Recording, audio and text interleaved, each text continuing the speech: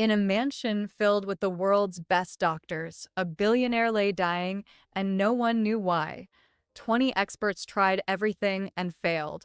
But just when everyone gave up, a quiet black housemaid noticed one tiny detail the doctors had missed, something that would change everything and expose a secret darker than anyone imagined. If you're part of the Black Visionaries family, hit that like button right now and subscribe for more jaw-dropping stories like this one.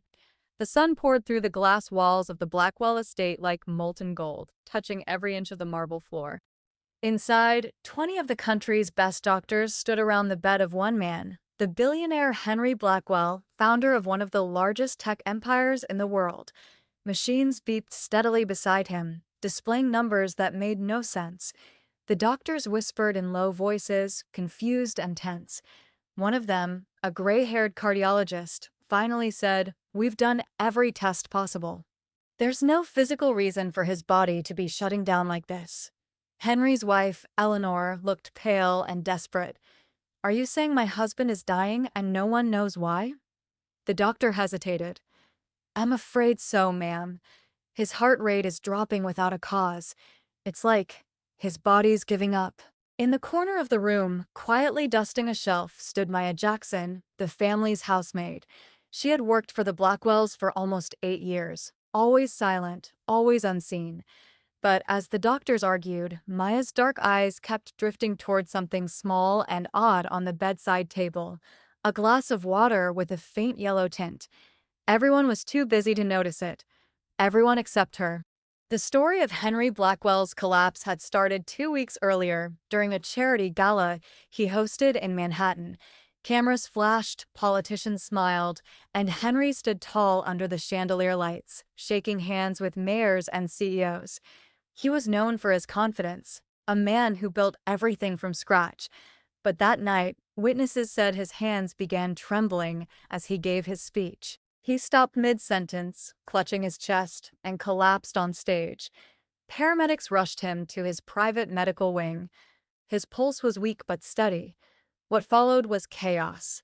Specialists from all over the country were flown in. The world wanted answers, but none came. Day after day, the doctors tried new treatments, heart stimulants, detox injections, experimental serums, but nothing worked. Henry grew weaker.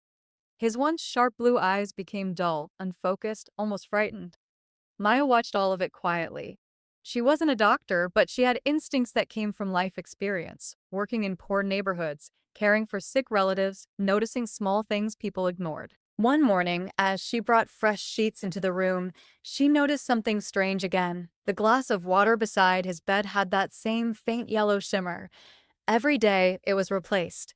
Every day, the billionaire drank it. By the 5th day, Henry's condition worsened. His wife was in tears. The doctors, defeated, stood in silence. One of them said softly, "If his organs continue to shut down, we'll lose him by morning."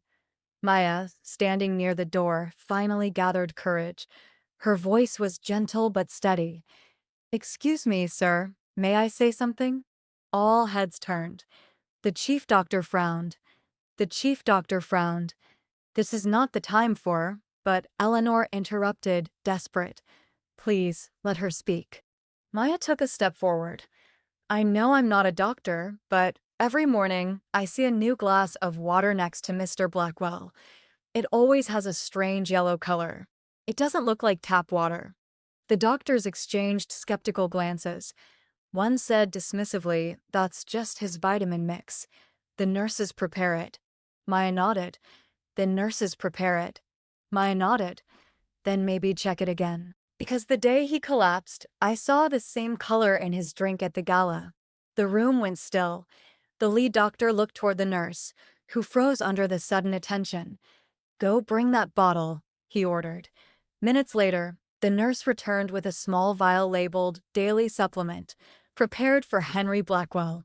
When the doctor opened it, a faint chemical odor filled the room. He frowned. "This isn't a vitamin. This smells like—" He stopped, eyes widening. They ran an emergency test in the lab downstairs. The results came back 20 minutes later, and they shocked everyone. It wasn't medicine. It was a slow-acting toxin designed to mimic natural organ failure. Within hours, police were at the estate.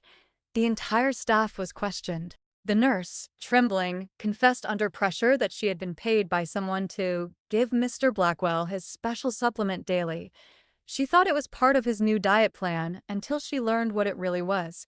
The investigation led to something even darker. The person behind it was none other than Henry's own business partner, Raymond Pierce, the man who would the company if Henry died. He had used his connections to infiltrate the household, plant the fake supplements, and stage Henry's natural death. No one would have ever known, if not for Maya. That night, the doctors returned to the estate, furious and ashamed. They had missed the truth sitting right in front of them. Henry was rushed into emergency detox treatment. The toxin had nearly destroyed his kidneys, but there was still hope. After 36 hours of critical care, his heart rate stabilized for the first time in weeks. When he opened his eyes, the first person he saw wasn't his wife or the doctors. It was Maya, standing quietly at the corner of the room, folding his blanket. He whispered, voice weak, "You saved me." Maya smiled softly. "No, sir. I just noticed what others didn't."